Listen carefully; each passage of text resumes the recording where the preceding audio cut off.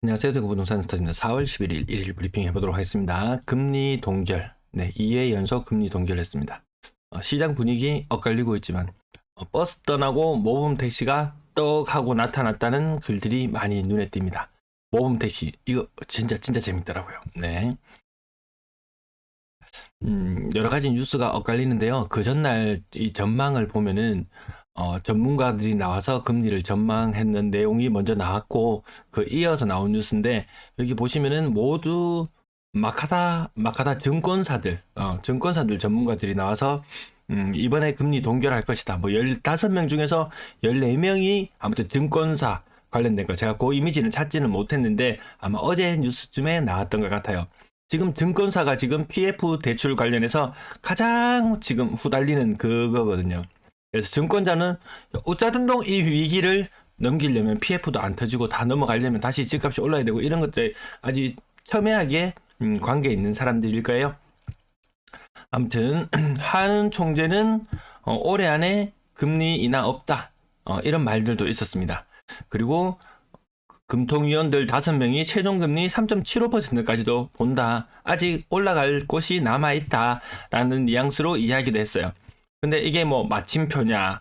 제가 봤을 때 이 마침표라기보다는 아직 쉼표의 느낌이 좀 더 강합니다. 우리 아직 물가 잡히지 않았거든요. 패드워치 내용 가지고 와봤습니다. 지금 70% 정도가 미국 금리 베이비 스텝 0.25% 올린다. 그러면 우리와의 격차는 1.75%가 됩니다. 이런 거 본 적 있으신가요? 한미 금리 격차가 1.75%? 물론 1.5% 차이 날 때도 있었다고는 하지만 그때는 우리 경제가 좀 탄탄하고 잘 나갈 때의 느낌. 지금 썩 잘 나가는 느낌 안 들죠. 4월 달도 무역 수지 발표되었는데 적자가 계속 심화되고 있는 그런 모양새를 나타내고 있습니다. 22일 남았습니다. 그때 과연 미국이 어떤 스탠스를 취할지 무척이나 궁금해집니다. 금리 발표하고 나서 원달러 환율을 살펴보시면은 항상 지난번에도 그랬어요. 지난번에도 금리 동결할 때 되면은 이때 아마 폭탄을 떨어뜨리지 않았나 싶었습니다. 항상 금리 동결 뉴스가 나오고 나면 환율이 떨어지기 시작합니다. 우리 원화 세다, 우리 괜찮다 라는 뉘앙스를 보였지만 오후가 되면 다시 환율이 치솟기 시작하거든요. 1320원 많이 올라갔을 때 1450원까지 갔었던 것이 지금 1320원, 많이 떨어졌을 때는 1220원까지 떨어졌다가 지금 1300원 위를 계속 유지하고 있습니다. 여기 인베스팅 사이트에 들어가서 댓글 이런 거 보시면 형제의 국가를 닮아간다. 누구? 티르키예 환율 한번 찾아보시면 깜짝 놀랍니다. 네, 아무튼 요 환율 요 움직임도 흥미롭게 지켜보고 있습니다. 자, 그 전에 버스가 왔어요. 좌석 버스가 왔었습니다. 버스 개수가 앉을 수 있는 자리 숫자가 그렇게 많지 않은 좌석 버스. 지금도 좌석 버스가 있나요? 지금 좌석 버스 없죠. 뭐 급행, 일반 요렇게만 나눠지나요? 그래서 급행 버스 마이너스 40%, 이 로얄의 물건들, 로얄층 물건들 급행버스 지나갔다. 그리고 금리 동결되고 나니까 모범 택시가 나타난다. 이제 버스 떠났다. 이제 비싼 돈 내고 버스 타야 택시 타야 된다.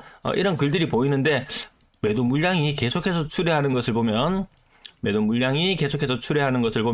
아직까지 버스 탈 자리 많다. 입석 버스 탈 자리 더 많다. 이런 느낌으로 이 사진들 한번 가지고 와봤고요.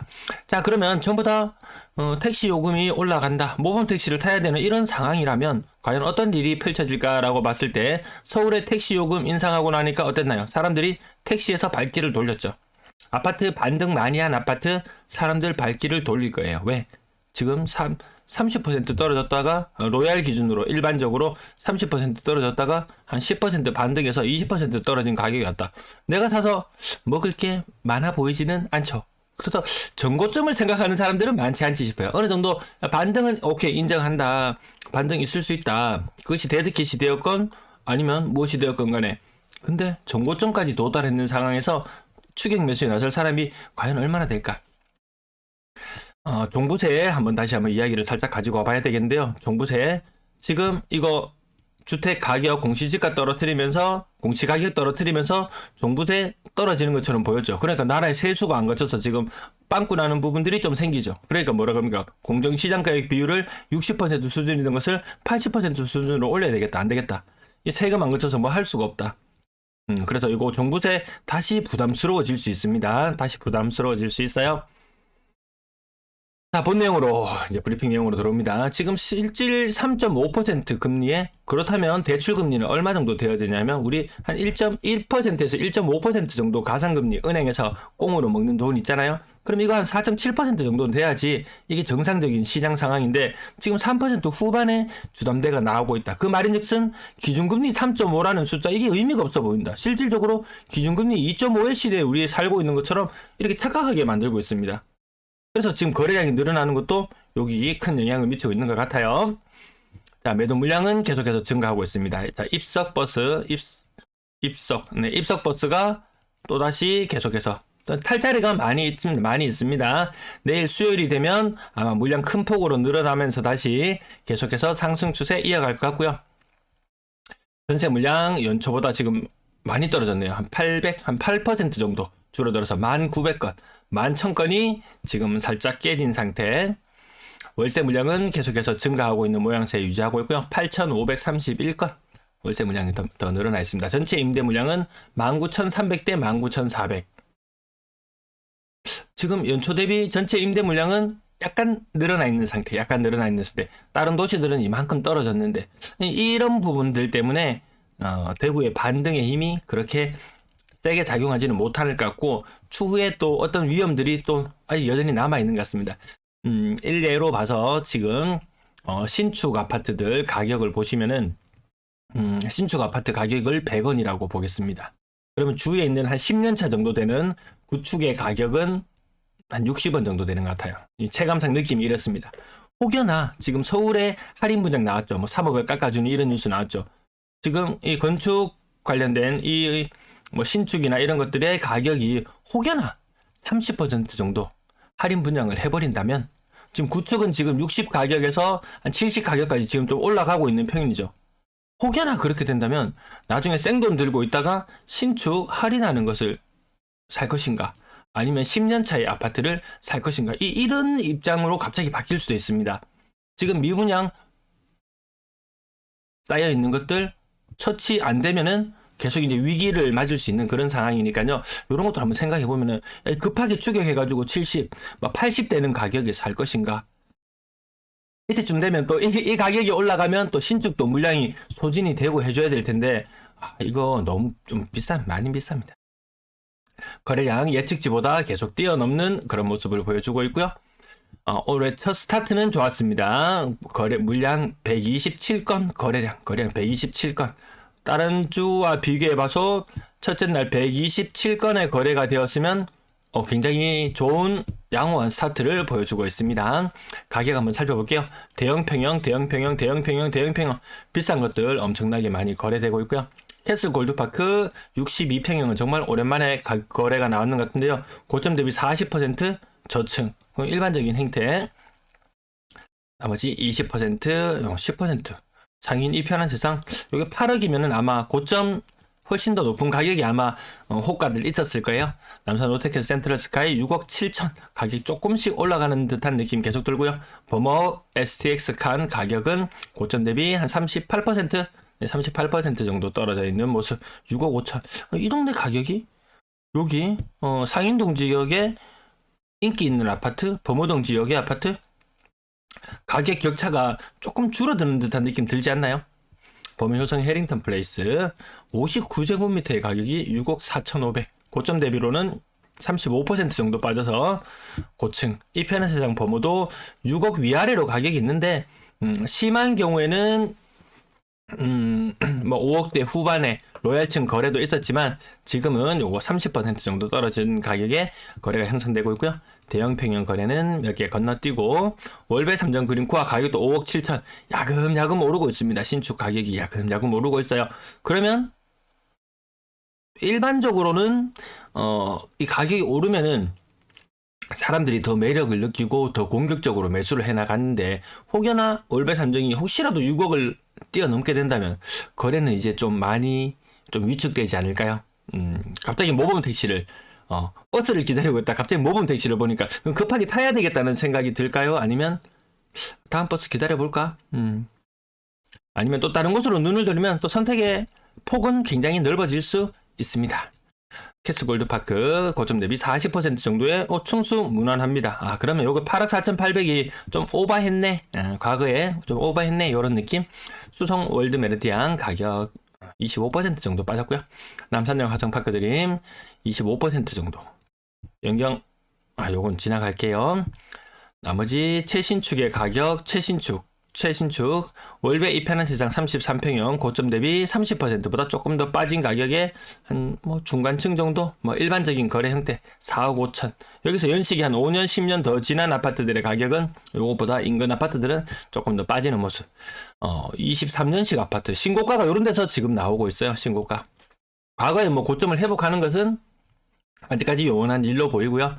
4억 4천의 중간층 정도. 유라 롯데캐슬 38평 건너뛰고 38평을 좀 건너뛸게요. 상인 화성파크 드림 1단지 4억 3,500. 이거 호가는 6억 7억 아무튼 가격이 조금 반등하는 듯한 느낌의 고층. 지금 사람들이 주로 건드는 건 한 40% 정도 떨어진 완전 저층 1, 2, 3층 요 정도 거래가 있고, 아니면 좀 괜찮은 층수 요런 것들은 중층 혹은 고층의 30% 요런 것들이 계속해서 많이 거래가 이루어지고 있는 그런 모습. 남산역 화성파크 드림 35평형 가격 4억 3,500, 한 35% 정도? 네, 3층. 그럼 요건 약간 비싸게 산 느낌. 동대구 엘리넷들 가격 4억, 신축 가격 4억. 입주 많은 곳들 아파트 4억. 연식 10년 더 넘어가면 평당 1,000만원도 눈에 많이 띄고요. 연식 이제 한 5년 차 정도 접어드는 곳 가격 저층 40% 4억. 4억이냐? 3억 4천이냐? 그 정도 물건이면 웬만큼 대구에서 아파트들은 접근할 수 있지 않을까, 이런 느낌. 상인자의 연식이 이제 한 15년 차 정도 접어드는 것 같네요. 고점 대비 35% 정도 하락한 고층 거래. 한신더 웨스턴 팰리스 가격, 요거는 고층임에도 불구하고 가격 거의 30% 가까이 빠져있는 모습. 월성 푸르지오 40% 정도의 고층. 3억 이상 아파트 건수가 너무 많아서요. 자, 대신 센트럴 자이도 신고가가 한꺼번에 눈에 띄네요. 3억 6,700. 이거보다 가격 더 나갔던 것 같은데. 네, 어쨌든 신고가로 적혀 있습니다. 청라 센트럴 파크 나머지 제외하고 6평. 조금 가격 변동 조금 큰 것만 볼게요. 월비역 포스코도샵 33평 3억 4,500. 고점 대비로는 거의 40% 정도 하락에 3층 거래.